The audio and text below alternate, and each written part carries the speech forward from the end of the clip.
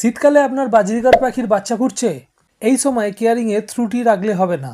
1 number, ঠান্ডা বাতাস না লাগে পেরেন্টস পাখির শরীরে বা বাচ্চা পাখির শরীরে। 2 নাম্বার, আপনার পাখির ঘরের টেম্পারেচার 20 থেকে 18 ডিগ্রির মধ্যে রাখতে হবে, তাহলেই আপনার বক্স বা হাঁড়ির ভিতরের টেম্পারেচার 25 ডিগ্রির উপরে থাকবে, যেটা বাচ্চা পাখির জন্য প্রয়োজনীয়। 3 নাম্বার, সফট ফুড দিনে 2বার দিন, এগ ফুড সপ্তাহে কমপক্ষে 2 দিন দেবেন। 4 নাম্বার, বাচ্চা ফোঁটা শুরু করলেই পাখিদেরকে ভিটামিন বি কমপ্লেক্স রেগুলার দেবেন, যতদিন না পর্যন্ত বাচ্চাগুলোর শরীরেতে পিন ফেদার আসছে, আর মাঝে মধ্যে 1-8 দিন বি কমপ্লেক্স অফ রেখে দিয়ে প্রোবায়োটিক দেবেন। 5 নাম্বার, ঠান্ডা জল একদম দেবেন না। ঠান্ডা জল দিলে পেরেন্টস পাখি অসুস্থ হবে, বাচ্চা পাখি মারা যাবে।